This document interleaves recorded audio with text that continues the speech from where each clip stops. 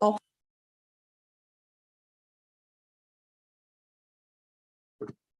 Thank you very much.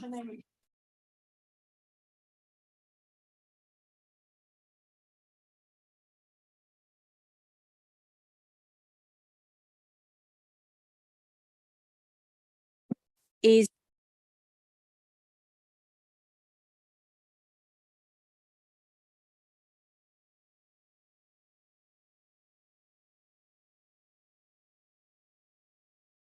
going off, I don't know.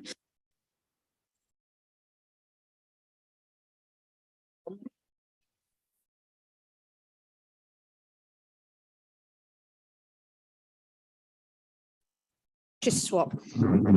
Okay, so item number 4 is sorry, Sue. Sorry, I was a bit slow. I was listening to something else.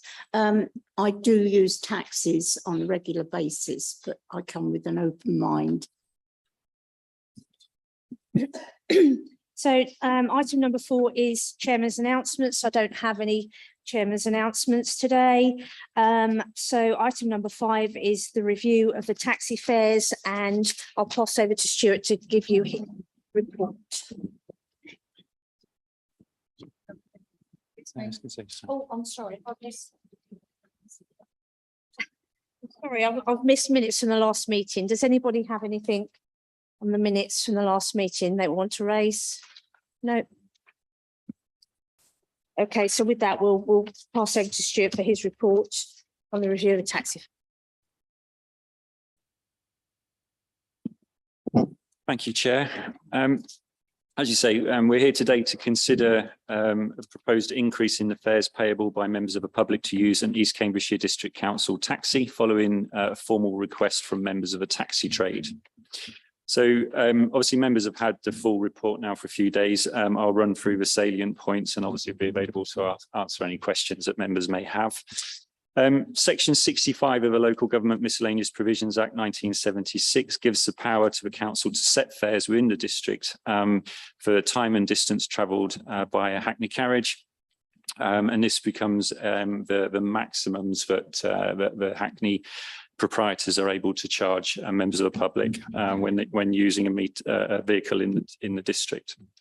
The law requires that any change to the table of fares must be advertised publicly in at least one local newspaper for a period of not less than 14 days before the proposed change takes effect.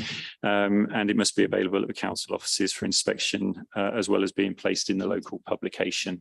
If no objections are received during that consultation period, the proposed fares will come into effect at the end of that 14 days. If there are objections received and not withdrawn, they have to be considered by council, and a decision made to has to be made within 2 months of the initial decision. So if members today approve this to go out to consultation, then we'd be looking, if there were objections, that there'd be a follow-up meeting in September to determine. If there are no objections, it will come into effect on the date in the recommendation, which I will come on to. So as far as the history of this, the last time the table of fares were amended was in 2018. In paragraph 3.5 of the report, there is a slight typo in there. It should be table of fares, not table of tears. So apologies for that. As I say, so that's appendix 1 shows the current fares that are in force at this moment in time. So when we discuss sort of fares, it's important to balance the right of the trade to earn a living, whilst at the same time reflecting that any upwards movement will have an impact on the very people that the trade rely on to make their living. So with this in mind, it's quite a detailed report that's been put together to provide members with as much information as possible to come to a decision. We'll start by looking in paragraph 5.3, where we talk about fuel prices. Now, the table 1 and table 2 show the petrol and diesel price per litre over a period from 2018 to June 22. And you can sort of see how in 2018, we're looking at £1.31 in September, and then the price does go down during the COVID pandemic when oil prices dropped, but then it has obviously raised back up into in 2021 and to the historic highs that we're seeing now of 182 at the time of publishing the report, and 190 for diesel. Now, I'm sure we're all aware that since this was published and put together and the July figure wasn't available, but the figure is actually higher than that currently. I think about 194 at present for diesel. So in real terms, this means that it was costing an average taxi driver with a standard people carrier type vehicle running on diesel about £94 to fill their tank in September 18, down to £78.89 in July 21, but is currently costing in the region of £133 to fill up. A random selection of vehicles suggests an average taxi driver currently drives about 26,000 miles a year. Now that's down from 35,000 pre-pandemic. And this would equate to a fuel price of about £5,618 a year, compared to £3,966 in September 18. So an increase of about £1,652 is what they're currently incurring. From an insurance point of view, it's actually difficult to get insurance premiums comparisons for taxis, but the table, the chart, should I say, at the top of page 4 shows the trend of comprehensive and third-party fire and theft premiums over the period 2019 to 21. And you'll see that they did have a downwards sort of trajectory until through the pandemic period, and they have since gone up. Now, the premium increase is approximately 2%, according to confused.com, increase that is in 2022. The trend of going down and then back up is probably reflective of the fact that people were not using their vehicles as much during the COVID pandemic, were probably advising their insurance companies that they weren't covering the same high level of mileage, and that then reduced their premiums, but obviously they've now had to then put them back up. Now, approximately with the 2% increase and the other increases, we're estimating that taxi insurance would probably be in the region of £1,850 to £1,900 per annum, so a slight increase over what has been paid previously. Now, vehicle maintenance. All taxis in our district have to have a compliance. It's every 6 months when they're over 6 years of age, every 12 months if they're under 6 years of age. And that fee is still, from phoning around our approved garages, is still in the region of £55. So there's not really been an increase in the actual compliance fee because it's a competitive market out there. But the one thing they don't have any control over is the cost of parts, such as the usual consumables like brakes, tyres and oil. And they have all increased significantly in price since the beginning of 2022. And that obviously has a knock-on effect on the overall maintenance costs of the vehicle. In 5.12, again, apologies for the typo here, but it should say table 3, not table 4. And it should say November 2018, not November 2021. So apologies for that. But table 3 at the top of page 5 illustrates the fees payable by a license holder to obtain their license with ourselves here. And that's for one vehicle and one driver, because obviously they need to have both the driver and vehicle badges to be able to work in the district. And you can see that since November 2018, when there was a small increase, there has been no further increases in license fees since 2018.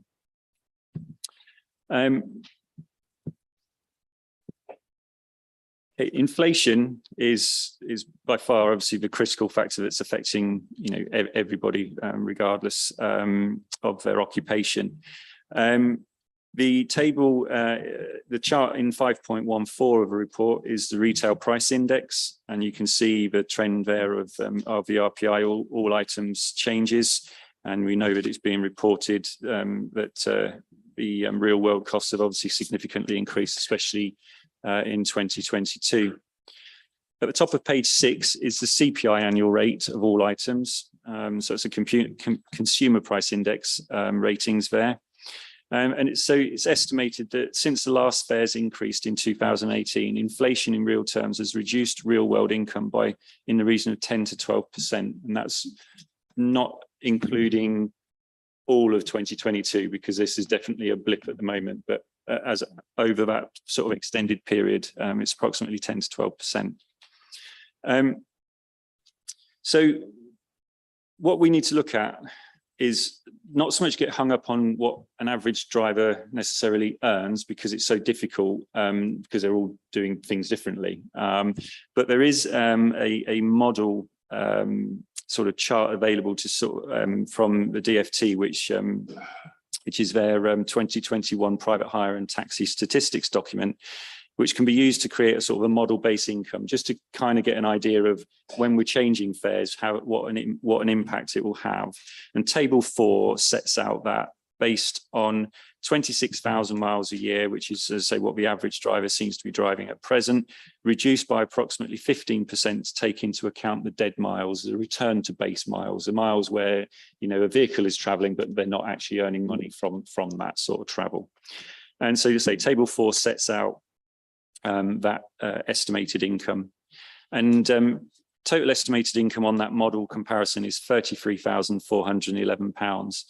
And the bottom line there in that chart says the total income required in 2022 to offset the inflationary factors based on an 11% would mean that in order to offset that inflationary factors since 2018, they would need to be earning 37,000 as opposed to 33. If that, obviously, if there's any questions, we can come back to that in a moment.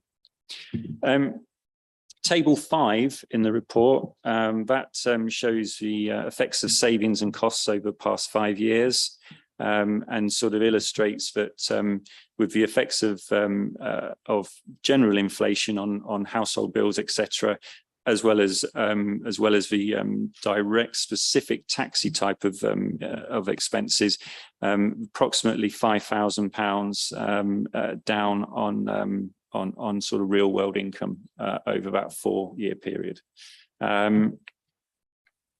So in summary, the information available shows that whilst the licensing costs and other associated costs such as driver medicals, DBS certificates and compliance testing have remained static, the trade has suffered greatly as a result of the COVID-19 pandemic.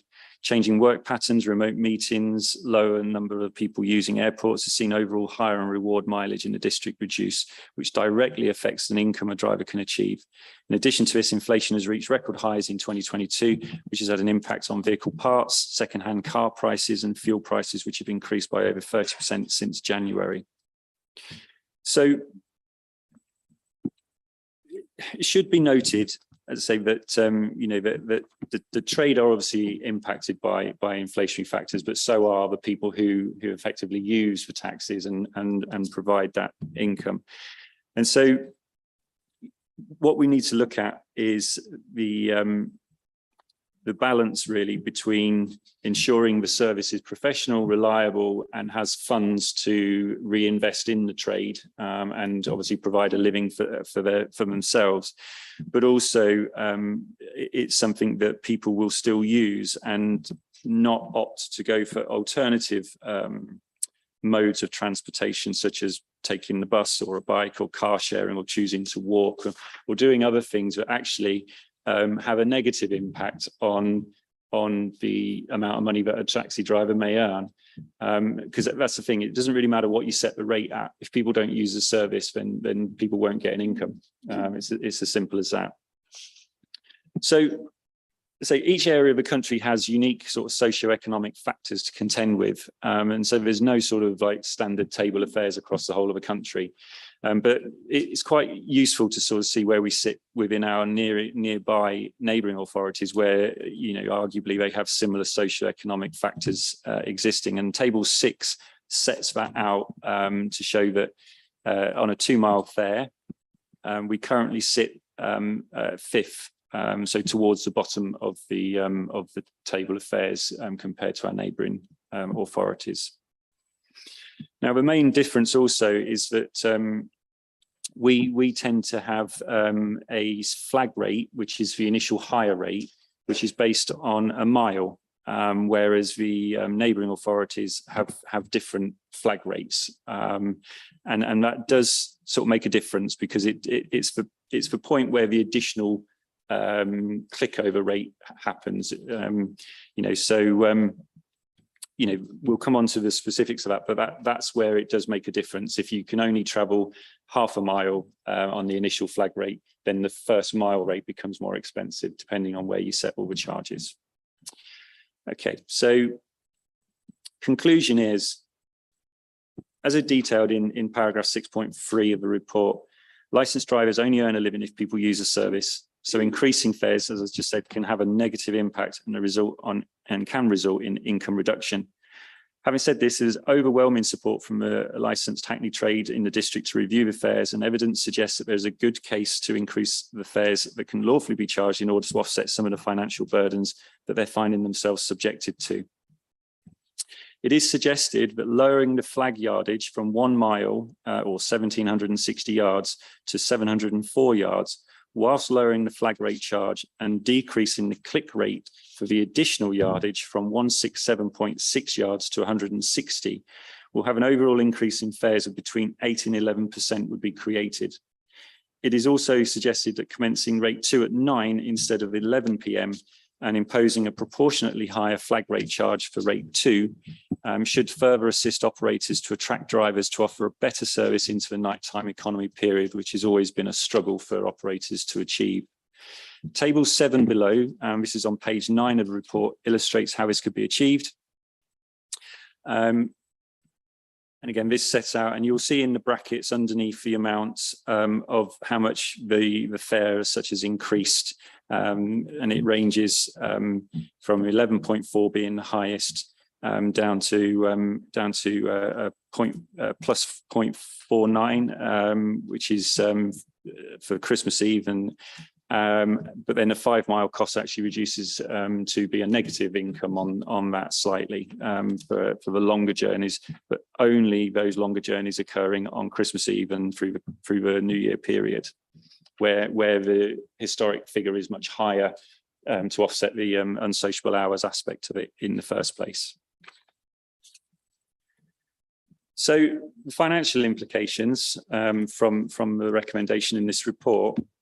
Table 9 would show, using that same model income chart from the DFT, would show that if the recommendation was followed, that the income would raise from 33,400 to 36,330, and that would be an approximate 8.7% increase. Now, as I say, that's a model income. It doesn't necessarily mean some people may achieve more than that or less than that, depending on when they're working and how many miles they drive, obviously, as well. But if the most important thing is the 8.7%, really showing that's the increase that these proposed fares would generate. From a customer point of view, the lowering of the initial flag yardage from 1 mile to approximately 0.4 of a mile with a lower flag rate will see an average trip increase by 70 pence to 80 pence per journey, based on an average sort of journey of around 2 miles. Commuters returning to a city prior to 9 p.m. will still benefit from accessing rate 1 charges, but obviously those who benefited from being there later till 11 would obviously be affected due to the earlier changeover. So they would have an impact from that point of view. From an operator's point of view, these charges should enable them to cover associated costs of employing drivers for unsociable hours. The district should see more vehicles becoming available later into the evening. The increases should also allow them to continue to invest in their fleet, which obviously, with the price of second-hand vehicles and new vehicles being significant,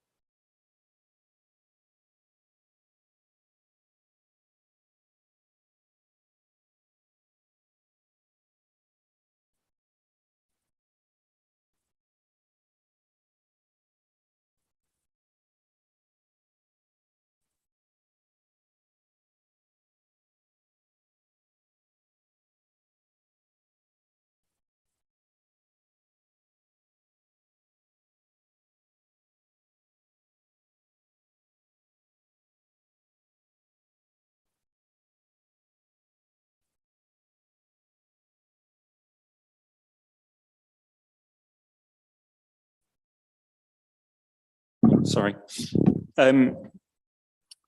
Yeah, sorry, as I was saying, so the table of fares must be advertised and a further committee held within 2 months if there are objections. And due to this, it's recommended that 22nd of August 22 is used for the date of commencement, because that will give me enough time to do all the procedural aspects that have to be done. And then the only other sort of financial aspect is officer time and member time has obviously been required to prepare the report and be here today, but that's all covered out of the existing department's budget. That's the end of my report, and I'm sure there will be some questions to come from that. Thank you, Chair. Okay, thank you, Stuart. I understand there were no questions submitted on the report in advance. So does anybody have any questions of clarification for Stuart based on his report? Councillor Ambrose-Smith. I know on most of your reports, although when we move on to table 9, it's a 5-mile course cost. Bearing in mind we are in the centre of quite a large rural area. For instance, living in Littleport, if we wanted to have, say, an evening out in Ely or further afield, we would be looking at perhaps somewhere between a 10 to 30 mile or more round trip. So you haven't covered that. Do the costs get lesser as the miles for a taxi ride increase, or?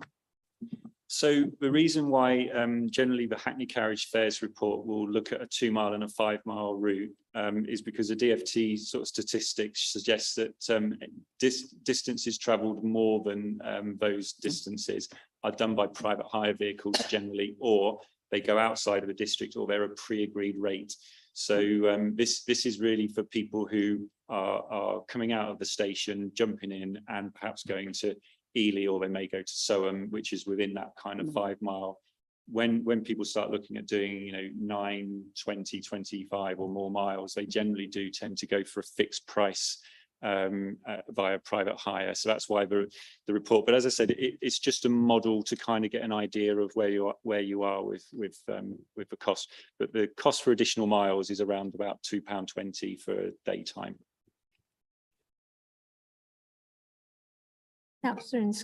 Yeah, I struggle a little bit with that answer, because I've got a lot of sympathy with the point that Councillor Ambrose-Smith raised, because I can imagine across the country for Hackney carriages, the distances is quite short, but that you've got big urban centres in that where there's a lot of travel. But for example, if you want to get from Ely station to Sutton, it's 6 miles. So that's certainly over the 5 miles.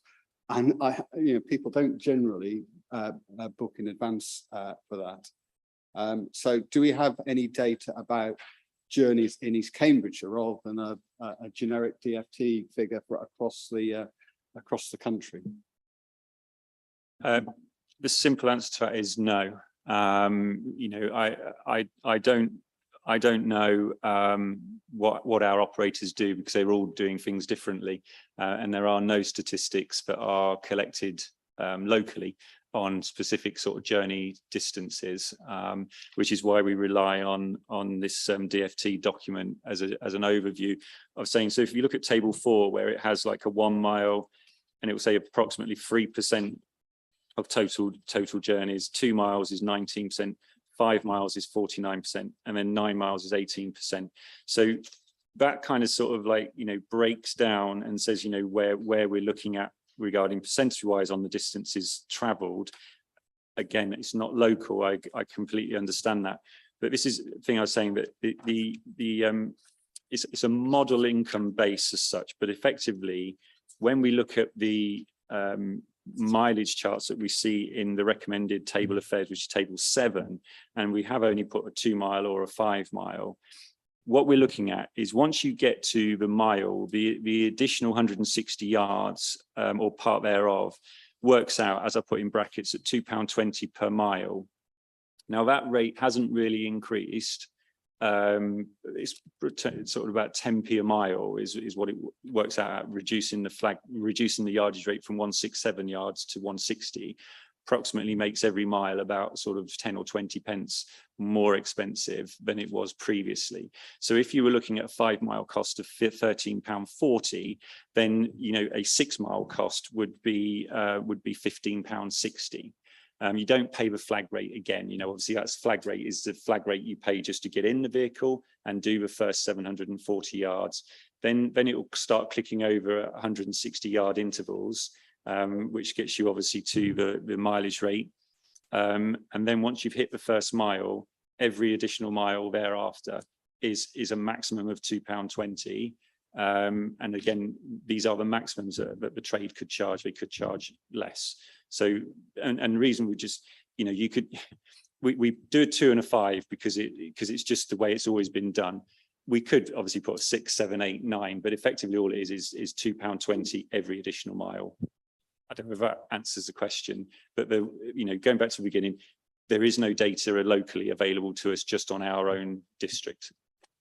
Yeah, I understand that. But I think even just as I say, if those are national figures, you think of all those journeys people make in London, where, for example, where they go a very short distance. I suspect that data, if we had it for East Cambridgeshire, I think would show, because we are quite a spread out rural district. I think we'd see significantly higher figures. So the other question, well, I guess another question I got is, you talked about moving this rate from 11 p.m. to 9 p.m. And you sort of implied that there was a problem at the moment in terms of availability of taxis in that period. What data have we got to support that? Just anecdotal sort of conversations with the trade that we talk to, where historically back in I think it's 2013, the rate clicks over at 7. So rate 2 kicked in at 7 o'clock, which is, as you see in Appendix 2, is quite common with the other authorities in our area. And we moved it to 11 p.m. in 2018, and the trade it was one of the main things they were not happy about at that time, because they said it would have an impact on that side of things. Now that seems to have been sort of borne out with people who are, they were literally getting about 50 pence extra to stay out and deal with the less sociable crowd necessarily, and the issues of being out later, also dealing with potentially intoxicated people, etc. In this district, we have a lot of people who fulfill school contracts, and there's not there wasn't the desire to go out in the evening when they weren't going to get rate 2 until 11. So what we've looked at doing is rather than bringing it back to 7 at this point, is bringing it back to 9, so that people who are working in offices or returning from Cambridge or whatever, who are just general office workers, etc., and are not part of the stereotypical nighttime economy, will benefit from rate 1 still. But rate 2 will be effective from 9 o'clock, which would generally target those going out for social functions and the nighttime economy side of things. And it's a halfway house between what we had in 2018 and what we had in 2013. And then what we can do is next time round, see if it's had the desired impact. And then if it hasn't, perhaps move it back to 7 where it was in 2013, and like it is in some of our neighbouring authorities. So that's the thought process behind bringing it back to 9 o'clock. Yeah, because what concerns me there is we haven't got the figures in terms of what the percentage increase between 9 and 11 is, but I did a quick calculation. I think that effectively is like a 21% rise. So anybody who today gets a taxi at 9:05 in the evening, and when these fares come in, they're going to see a 20% rise, and that does concern me in a rural area where most of the buses stop at 6 or 7, so you don't actually have any alternative. So I understand there's a balance to be made, but it does concern me. And I guess the other issue is you talk about the number of, I think, miles per driver being less than before. So that doesn't imply to me that we need actually more taxis, because that would imply there is spare capacity in the system if those drivers were driving more pre-pandemic. This isn't about limit. We don't limit taxis in this district. So this is not about limiting. What we're trying to say is, you know, the impact of the pandemic has changed people's habits. It is slowly recovering. But again, you know, if we were to be here in 6 months or a year, then the average mileage may well be back up to what it was pre-COVID. But again, it was just a figure to kind of base where we are with things, but it's not about limiting the number of hackney drivers and hackney carriages out there. It's just purely to try and illustrate as best as possible, you know, what you know, this, again, it's a term of a model income, but that's all it is. So it's not about limiting numbers. It's not about spare capacity, etc. All we're trying to say is, at this point in time, the trade are doing less miles than they were before. And we have seen a downturn in the numbers. The number of drivers in the district did fall by about 10% during the pandemic period.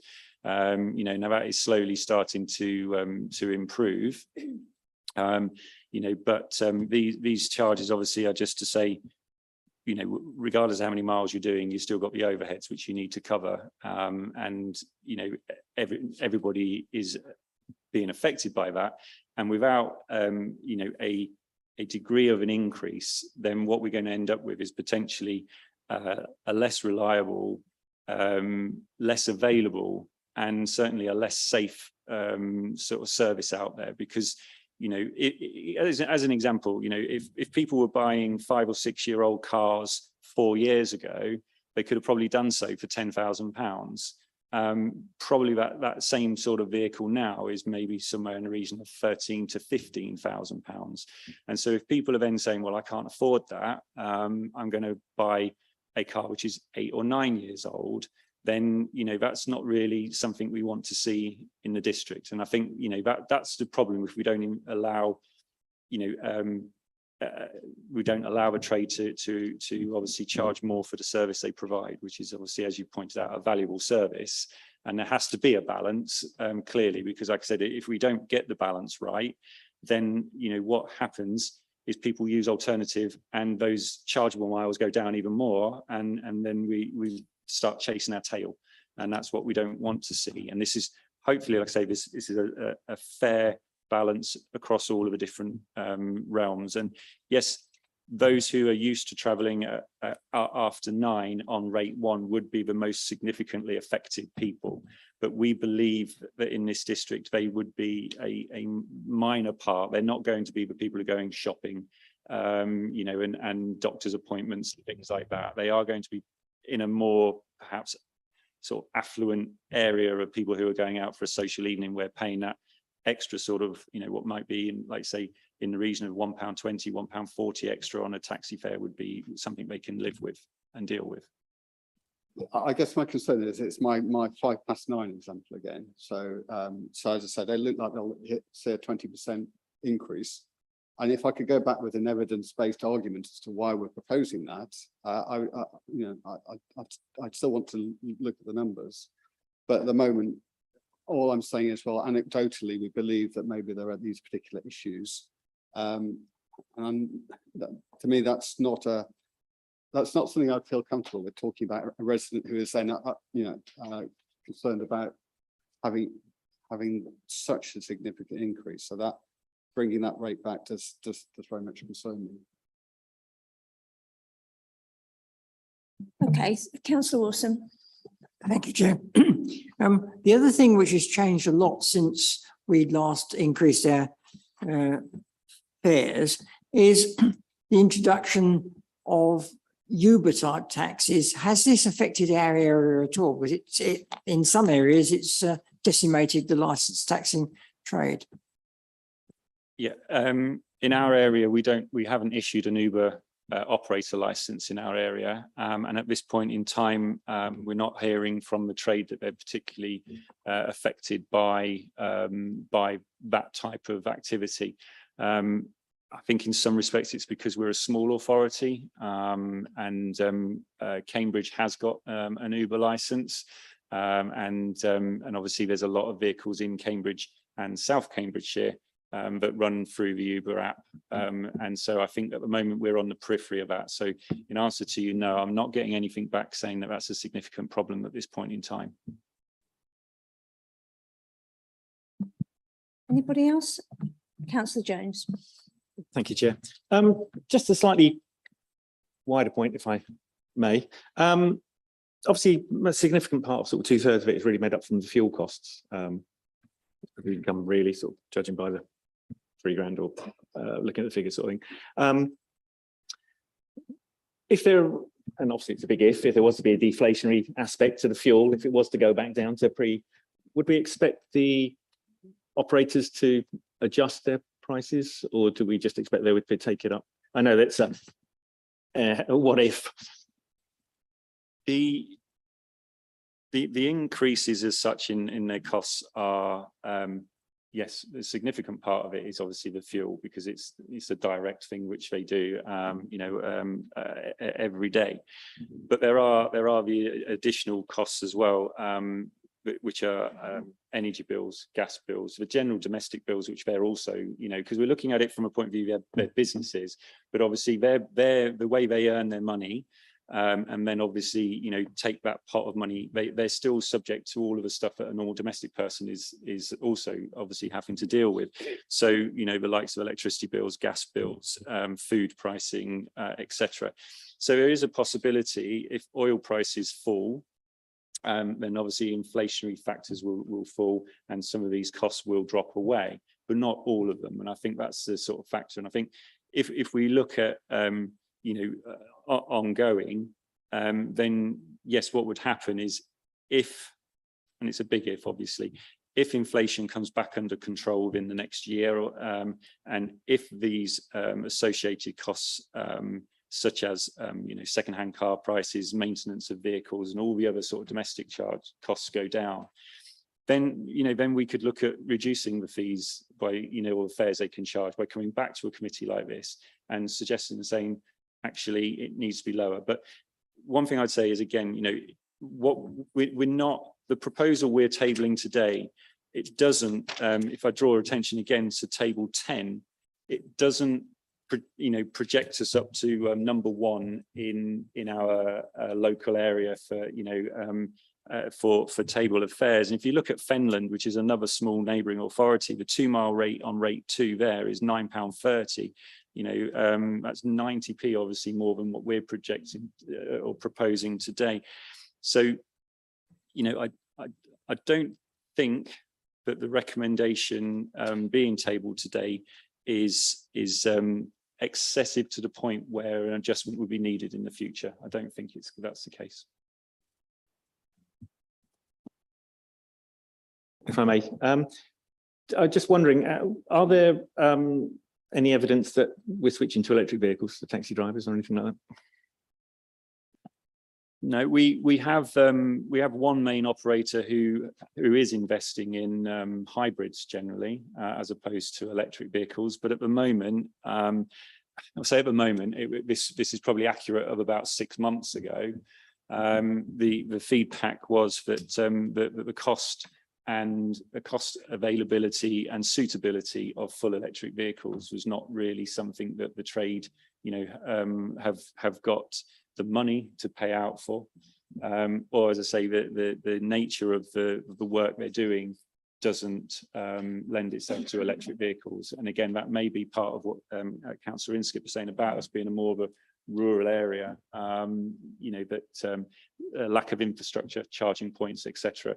Is a big factor, I believe, in going to full electric.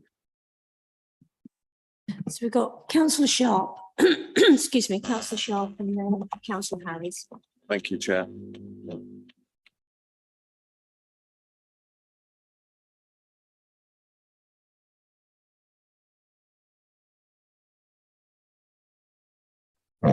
That's better. Yeah, a couple more comments and questions.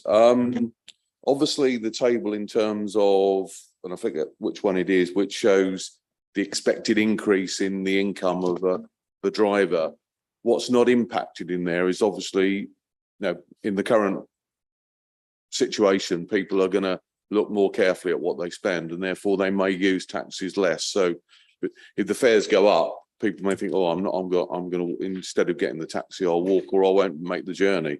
So that's one point. And the second thing is, from what you're saying, obviously a lot of people, if they're going a further journey, or even if they're going a shorter journey from, say, Ely North to Tesco's, they'll ring up their normal taxi firm and it will be a preset, it'll be £4 or £5 or whatever it is. And it may be difficult to know what sort of percentage of the taxi trade is private hire compared to Hackney, sort of what percentage of journeys, because in some ways that we're not worrying about the private hire bit here, are we? It's purely those who maybe turn up at the rank at Ely from London, haven't pre-booked a taxi and just go to wherever they're going. So that'd be my couple of comments. Okay, so absolutely, as you pointed out, as I did in the report, that this is it's a model, of a potential. That's what Table 9 is. It's saying, we know that our percentages will be different, but we have to kind of like try and formulate something just to give members an idea of what we're talking about monetarily speaking. But yes, ultimately, if people don't use taxis, then they don't get any money at all. And as I say, we end up chasing the tail, because then you go, well, those who are remaining, we need to put the fares up for them because they're only now doing 10,000 miles a year. So the idea is this, creating this balance where the public perceive it as being a value for service, that they're getting, but it's affordable and fair. That's what we're trying to sort of achieve, and it is a balancing act. It's a very difficult one, because the trade will always want to be able to earn more money, because that's the nature of the capitalist society, really. But at the same time, the public will always have purse strings that they will only stretch so far. So this is what I'm saying. We need to take into account both aspects of it. As far as percentages, I don't know, again, I haven't got the statistics, because we just don't collate it, because they're individual businesses with their own sort of information. So we don't know exactly. What I can tell you is approximately 22% of our overall vehicle fleet is private hire. It's still here, predominantly Hackney carriage. There's about 120, 122 Hackneys, and in the region of 30 to 35 private hire vehicles. So it's in around about a quarter, 20 to 25% is private hire. Now, if that reflects on how many private hire journeys are being undertaken, it doesn't, because people use Hackneys to fulfill private hire, which is another factor, which is why it's so difficult to kind of ascertain that sort of answer for you. But as I say, we're looking at about 20 to 25% of our fleet is private hire. I would say, and it is only a guess, but I would say that probably at least half of the journeys in our district are private hire, even if they're fulfilled in a Hackney carriage.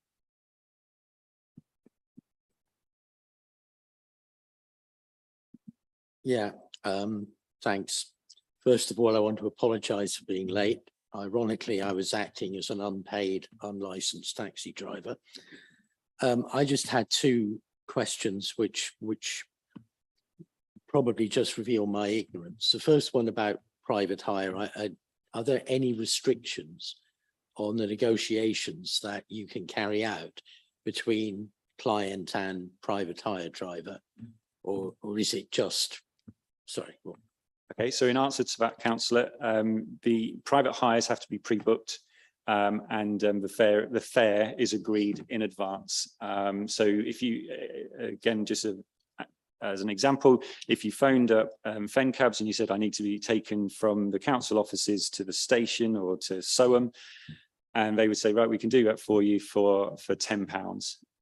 You choose to take the £10 fare, or you choose not to, and you go to another supplier like A to B taxis or whatever, and see if they'll do it cheaper for you.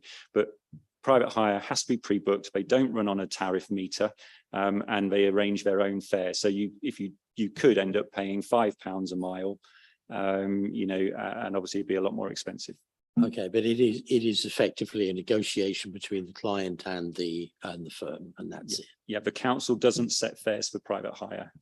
Okay, then the other point, I just wanted to clarify my understanding. of income. So as set out in table 4.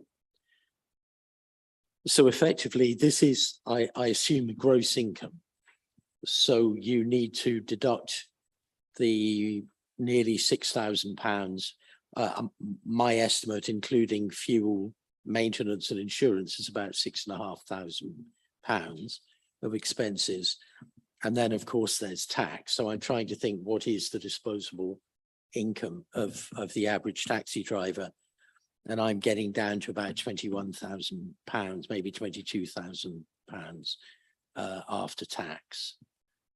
It may well be, we're looking purely at the gross figure based on the mileage chart. So some people will run companies, some people will run as sole traders, other people have different sort of arrangements on how they invest in cars, etc. So you don't get bogged down by all those additional factors and whether people have got different tax thresholds, etc. Purely gross figure. No, understood. Really just trying to get an idea of the living and working conditions of the individual drivers. And you state that you see no reason why taxi drivers should be the only people ring-fenced from inflation. So what you've done is effectively suggest a fair model that would permit them to be roughly 50% covered, so that their income would go up by £3,000 rather than the £6,000 that is actually needed to cover all inflationary pressures. Is that right? That's the thing with the model generates. What should I say in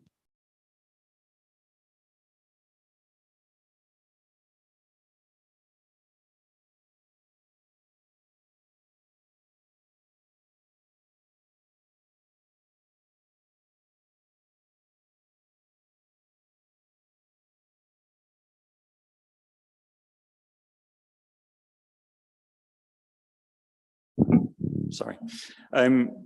So just to repeat that, sorry, so the microphone wasn't on. So as I say, we're looking at the proposed recommendation would generate about an 8.7% uplift in fares, which means that every journey that a taxi driver does would generate 8.7 average more than what they are currently generating. Now, depending on how they work, when they work, and the distances of that work will vary depending, well, it will vary according to the chart in table 7, where you can see rates varying from 11.4% down to 0.49%. So it's very difficult to kind of say monetarily, this recommendation is going to generate £3,000 or £5,000. It's more really realistic to say this recommendation is going to uplift the fares that people pay by an average of 8.7%. So, I mean, just a final observation.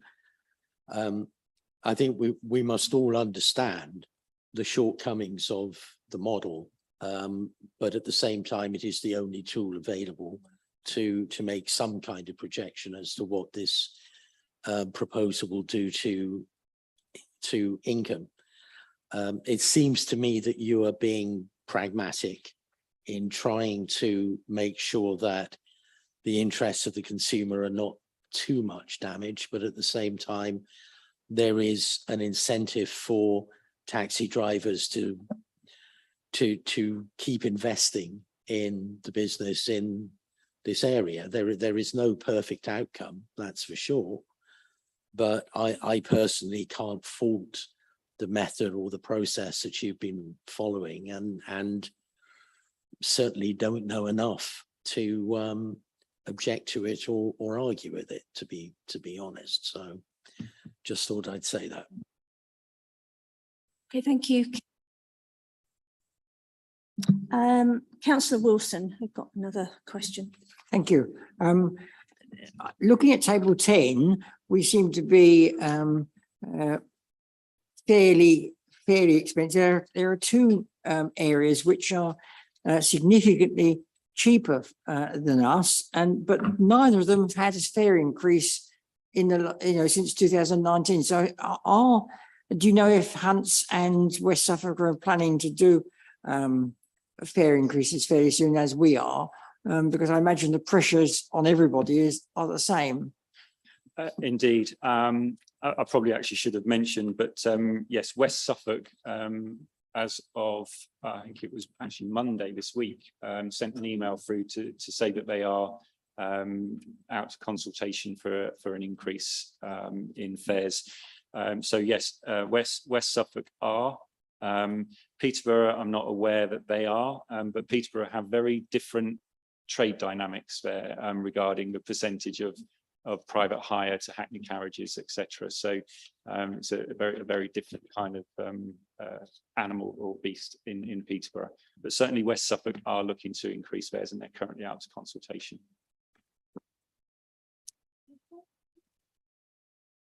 Councillor Inskip, you've got another question. Well, it's really a comment. So I just want to come back on and just following up on something that Councillor Wilson said. He was referring to table 10. I think we just should realise when we're looking at that Fenland comparison of rate 1 and rate 2, so they did change their fees, or they did go through a consultation and resolve for new fees in May. Their rate 1 runs through to 11 o'clock at night, and they only bring in that rate 2 at 11. So actually between 9 and 11, with these proposed changes, it would be significantly more expensive to take a taxi in East Cambridgeshire than it would be in Fenland. Thank you, Councillor Inskip. Are there any more questions for Stuart? No? Okay, so I'm going to read the recommendation, and then I'm going to ask for a proposer and seconder before we go to the debate. So the recommendation is that members consider the content of this report and instruct officers to vary the existing table of fares using the proposed table of fares contained in table 7, which would take effect from the 22nd of August 22, subject to the statutory consultation process as detailed in paragraphs 3.3 and 3.4. So I'm happy to propose this from the chair. Do I have a seconder? Councillor Sharp. So with that, we'll now move to the debate. Who would like to start? Anybody? Any comments? Councillor Inskip. Well, I'll just follow. I don't think you're going to surprise me with what I say with my comments. So generally, the approach of the paper, I'm happy with, and I can see the justifications. The one thing that concerns me though is I haven't seen any good data that says that we should be bringing that rate 2 introduction from 11 o'clock in the evening to 9 o'clock in the evening. As I say, when you work that through, that effectively anybody who's taking a taxi in that time period, they'll be seeing a 21% increase. So I think that's disproportionately high. I also would fear that actually that's probably going to be a bit of a deterrent to people using taxis, and I think it may be could be a little bit of an own goal if we went ahead with such a big increase in that 9 o'clock to 11 o'clock window, because we're not talking about here the people who are staying in the pubs until closing time. We're talking about somebody who maybe is going out and maybe going into Ely for something earlier in the evening, maybe visiting friends and trying to get home again. And and if we go through with this rate, we go through with that change, we've put a big increase on at a time when people are struggling to cover rising costs. Councillor Ambrose-Smith David. Thank you, Chair. Something we must all remember is that we're not the final say on this at this stage. It's going to go out for statutory consultation process. So I think a number of the questions and comments which have been made today will come up, hopefully or not, through that consultation process, and we will have to address those accordingly at our next meeting, should that actually happen. Thank you. Councillor Ambrose-Smith Christine. I think the arguments that have been put forward are very measured, and yes, we do need to protect a good taxi service within our district. Apart from people who are using taxis for, shall I say, leisure type activities. It does concern me when I'm frequently shopping at the supermarket and people ring for taxis. They are very often older people, people with some sort of disabilities, people who perhaps haven't got a family member to fetch and carry and help out. And many of these people may be on the lower spectrum of income. They might have fixed incomes, and this, you know, the use that they make for taxis is fairly essential. They're not people who are going to tend to buy their groceries online, for instance, and have them delivered. I know there are organisations within Ely who help out with trips to hospitals and doctors and so on, and that's very commendable. But even a small increase might be quite considerable for someone of very limited means who might rely on the taxi service. But at the end of the day, the taxi trade is not a charity, so it's very difficult. Thanks.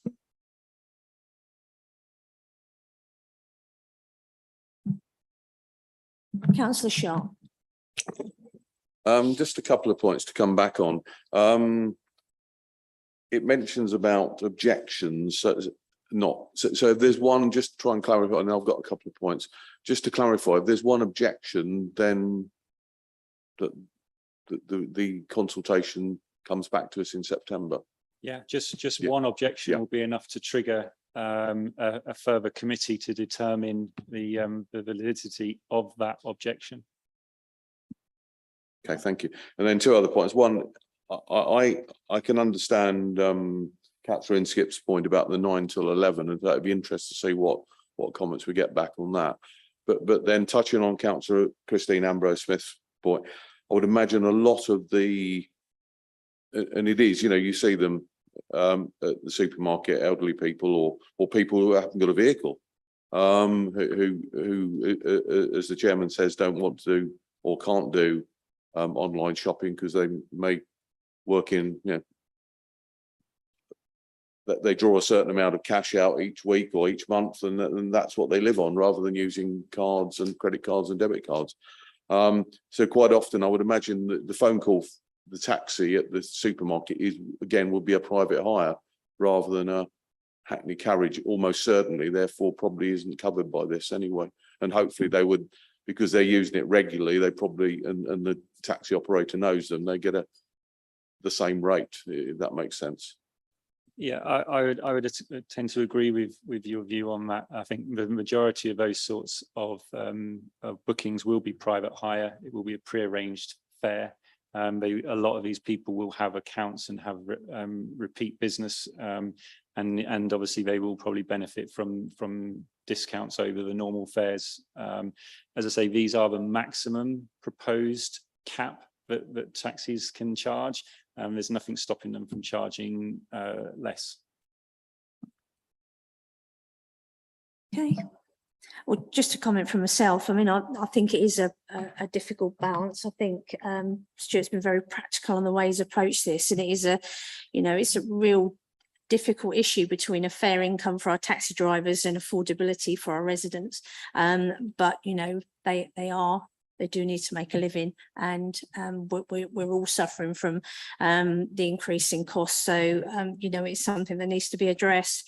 I know certainly voluntary car schemes and car share schemes, excuse me, where mileage is paid, they're having to look at their fees as well, because it's very difficult. I'll stop there. We'll now go to the vote. The other thing to mention is obviously this, just to reiterate, this is a consultation period. So if there are objections, it will come back to the September meeting. The public and obviously taxi drivers all have an opportunity to make representation if they wish to. We'll go to the vote. So all those in favour? Okay, and those against? I take it you're against, Councillor Inskip. you want to put your hand up so that we know then, because we're on live stream? I'm abstaining. You're abstaining. Okay, so councillor, so that's all in favour of one abstention. Tracy, thank you very much. The next item on the agenda is senior licensing officers update. Stuart, do you have anything you wish to update us on? To be honest, there's been, since the June meeting, we've just been obviously working on getting the recommendation from that meeting all in place for the street trading fair. So we've been working on that. Obviously, there's been some illness in the department, and we've had a big application came in that took a lot of our resources. So to be honest, this is a very short and sweet response, just to say that the recommendation from June is now in place, and everything is just sort of ticking along. And obviously, we're then looking for the next part, which is the autumn programme of the CCTV item, and obviously the fees review, which is ongoing at the moment, which will obviously come in a later committee. Thank you, Stuart. So the last item on the agenda is the forward agenda plan. The next meeting is scheduled for the 21st of September. And as Stuart said, it'll be the CCTV for taxis on there. And do we have to add possible taxi fare review comments, or do we just add that as nearer the time, because you've got time until? I can certainly liaise with Tracy in Democratic Services, and obviously pending the results of the consultation. Brilliant, thank you. Well, that was the last item on the agenda. Thank you very much, everybody. We're closing the meeting at 11:01. Thank you. Have a good day.